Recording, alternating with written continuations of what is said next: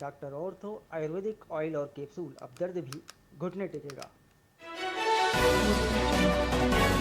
राजस्थान में कांग्रेस ने 45 जिलाध्यक्ष किए घोषित, 12 मौजूदा और 5 पूर्व विधायकों को जिम्मा। प्रदेशाध्यक्ष के गृह जिले समेत 8 पुराने रिपीट।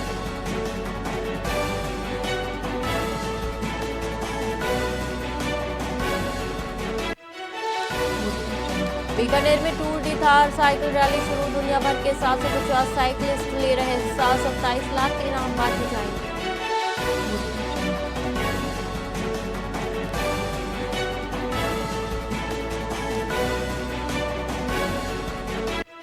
बीकानेर में 72,511 में से 5,954 टोकन फर्जी निकले। एमएसपी पर मूंगफली की खरीद कल से 1 क्विंटल के मिलेंगे 7,263, 40 रुपए क्विंटल तक बेच सकेगा किसान।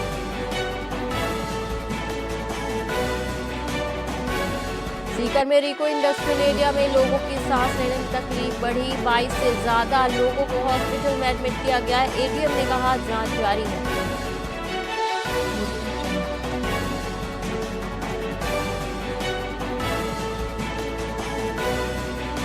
राजस्थान की हवा हुई जहरीली, भिवाड़ी के साथ जयपुर तो कोटा भी रेड जोन में पहुंचे। 8 शहरों का AQI लेवल 200 के पार।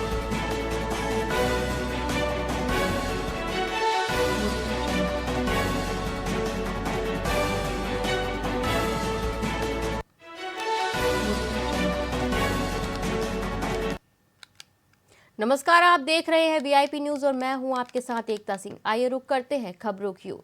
करौली जिले में जिला रजिस्ट्रीकरण प्राधिकरण और सीएमएचओ टीम ने सपोटरा और कुड़गांव में संचालित कई पैथोलॉजी लैबों का औचक निरीक्षण किया। निरीक्षण में हमायरा, मुस्कान, श्री श्याम और शास्त्री डायग्नोस्टिक सेंटर बिना आवश्यक दस्तावेज और तकनीशियन के पाए गए, जिन्हें रजिस्ट्रेशन होने तक संचालन बंद करने के निर्देश दिए गए। अवैध रूप से चल रही लैबों पर जल्द जुर्माना लगाया जाएगा। वहीं टीम ने शिवम हॉस्पिटल के रजिस्ट्रेशन रिन्यूअल की स्थिति भी जांचा और अटा क्षेत्र में एक झोला छाप पर कार्रवाई कर दुकान बंद कराई गई। इसके साथ ही 23 नवंबर से शुरू होने वाले पल्स पोलियो अभियान के लिए 2,61,310 बच्चों को खुराक पिलाने की तैयारी पूरी कर ली गई है।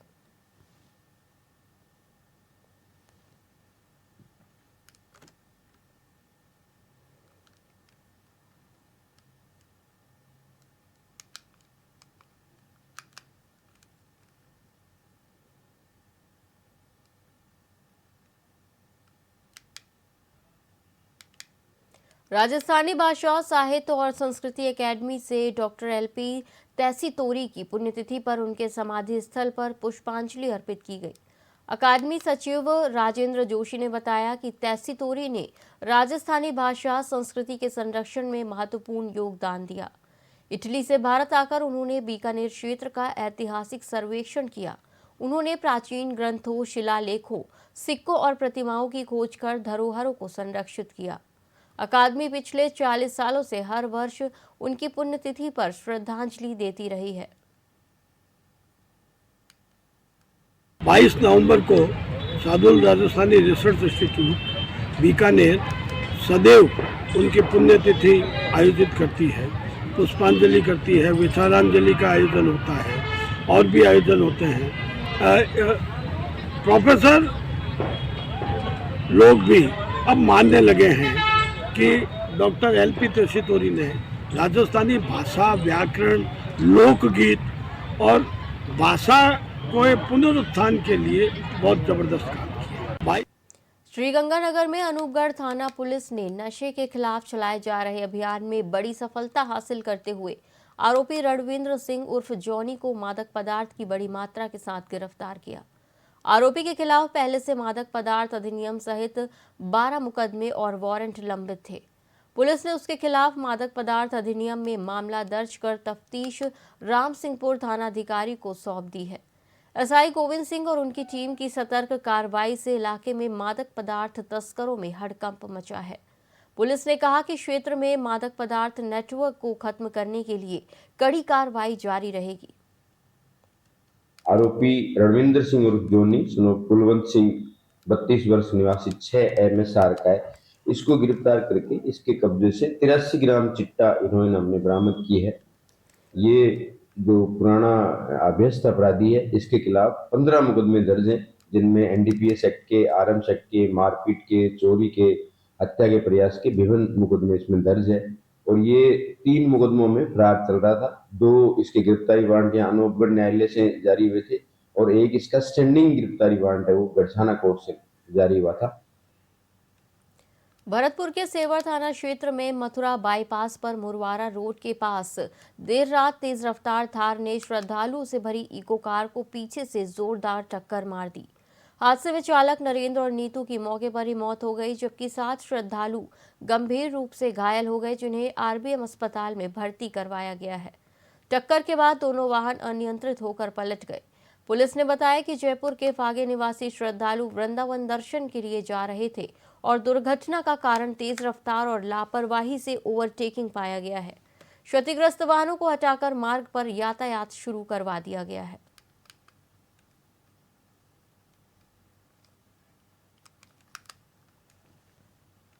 भीलवाड़ा जिले के रायला के पास कुंडिया कला स्थित राजकीय उच्च माध्यमिक विद्यालय में भामाशाह रघुवीर सिंह, छोटू सिंह और देवेंद्र सिंह ने कक्षा 1 से 5 तक के 400 बच्चों को स्वेटर वितरित किए।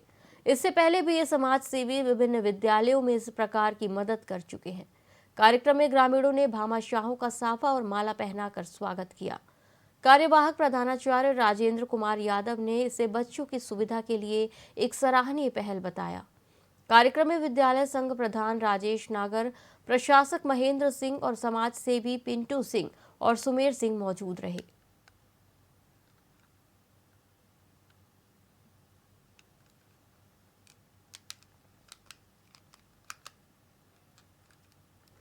नौरंगदेसर में सांसद खेल महोत्सव के तहत आयोजित Tour de Thar cycle rally का आगाज हो गया है। केंद्रीय कानून मंत्री अर्जुन राम मेघवाल ने खुद साइकिल चलाकर रैली को हरी झंडी दिखाते हुए रवाना किया।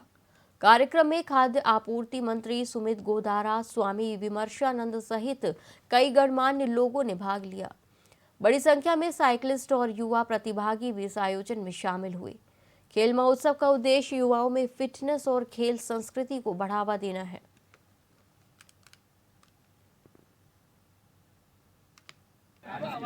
उनको बधाई देता हूँ, शुभकामनाएं देता हूँ। आज 23 नवंबर 2025 का दिन बीकानेर के खेल के इतिहास में एक स्वर्ण अक्षरों में लिखा जाने वाला दिन सिद्ध होने वाला है। ये वही स्थान है जहाँ 8 जुलाई 2023 को प्रधानमंत्री श्री नरेंद्र मोदी जी जामनगर से अमृतसर ये जो एक्सप्रेस हाईवे बना उसका उद्घाटन करने आए थे। उनको बधाई देता हूँ, शुभकामनाएं देता हूँ। देवली उपखंड कार्यालय के बाहर पिछले 5 दिनों से चल रहा सर्व समाज का धरना समाप्त हो गया। एसडीओ रूबी अंसार और डीएसपी हेमराज ने धरना दे रहे लोगों से बातचीत की, जिसके बाद सहमति बनते ही प्रदर्शन वापस ले लिया गया। प्रशासन ने मृतक बालक के परिवार के एक सदस्य को संविदा नौकरी का प्रस्ताव उच्च स्तर पर भेजने का आश्वासन दिया है। आर्थिक मदद सर्व समाज के सहयोग से देने पर भी सहमति बनी। वहीं 12 अक्टूबर को मंत्री हीरालाल नागर की एस्कॉर्ट कार की टक्कर से 5 वर्षीय हिमांशु धाकड़ की मौत के बाद लोग न्याय और सहायता की मांग को लेकर धरने पर बैठे थे। आज हमारे यहाँ पर प्रशासन के माध्यम से एक सुलह करने की प्रयास किए गए। सभी समाज के लोगों को बोला गया कि आप आएं, बैठ करके बात करते हैं और समझने की कोशिश करते हैं कि क्या क्या बिंदु हैं जिस पे असहमति हो रही है। तो सर्व समाज के सभी प्रबुद्ध नागरिक यहाँ पर आए, मैं डिप्टी साहब बैठे और हमने आपस में वार्ता की और जिन जिन बिंदुओं पे सहमति बन सकती थी उनको करने का प्रयास किया और सभी सर्व समाज के लोग एग्री हुए। और जो इकोनॉमिक हेल्प है वो बच्चे के परिवार को प्रोवाइड की जाएगी। आज हमारे यहाँ पर प्रशासन के माध्यम से एक सुलह करने की प्रयास किए गए। सभी समाज के लोगों को बोला गया कि आप आएं, बैठ करके बात करते हैं और समझने की कोशिश करते हैं कि क्या क्या बिंदु हैं जिस पे असहमति हो रही है। धौलपुर में पुलिस अधीक्षक विकास सांगवान ने देर शाम कंट्रोल रूम का औचक निरीक्षण किया, जहां उन्होंने संचार व्यवस्था, वायरलेस सेट, रजिस्टर और तकनीकी संसाधनों की स्थिति की बारीकी से जांच की। एसपी विकास सांगवान ने कॉल रिसीविंग स्टाफ से संवाद कर सुनिश्चित किया कि हर शिकायत पर त्वरित और संवेदनशील कार्रवाई हो। उन्होंने कॉल लॉग बुक की भी जांच करते हुए निर्देश दिया कि किसी भी कॉल को हल्के में ना लिया जाए और पीड़ित को तुरंत सहायता मिले। निरीक्षण के दौरान स्टाफ की उपस्थिति, अनुशासन और कार्यक्षमता का भी मूल्यांकन किया गया। एसपी विकास सांगवान ने कहा कि कंट्रोल रूम जिले की कानून व्यवस्था की रीढ़ है, इसलिए स्टाफ का हर समय सतर्क रहना बेहद जरूरी है।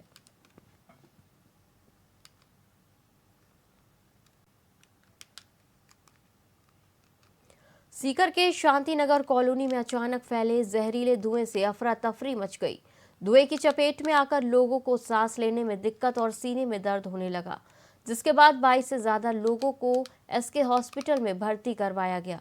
सबसे ज्यादा प्रभावित लाल बहादुर शास्त्री स्कूल के बच्चे हुए, जिनमें करीब 1 दर्जन स्टूडेंट को ऑक्सीजन सपोर्ट तक देना पड़ा। डॉक्टरों ने बताया कि सभी मरीज अब सुरक्षित हैं और लगातार निगरानी में हैं। एडीएम रतन कुमार के अनुसार इंडस्ट्रियल एरिया में किसी भट्टी में पुराने कपड़े और अन्य सामान जलाने से जहरीला धुआं फैला, जिससे लोग बीमार हुए।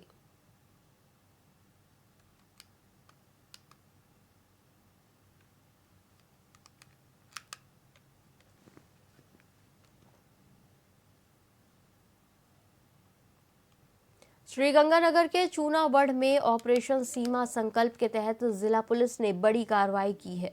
एसपी डॉक्टर अमृता दुहन ने बताया कि नशा मुक्त जिला बनाने के लिए अभियान लगातार चल रहा है। इसी कड़ी में थानाधिकारी राम प्रताप चौधरी की टीम ने नाकाबंदी के दौरान आरोपी मंगत सिंह से 17 किलोग्राम और आरोपी कपिल शर्मा से 14 किलोग्राम अवैध मादक पदार्थ बरामद किया है। दोनों आरोपियों को गिरफ्तार कर लिया गया और परिवहन में प्रयुक्त वाहन जब्त किए गए हैं। पुलिस ने मामला दर्ज कर आगे की कार्रवाई शुरू कर दी है। इस बुलेटिन में फिलहाल इतना ही। आप देखते रहिए वीआईपी न्यूज़। नमस्कार।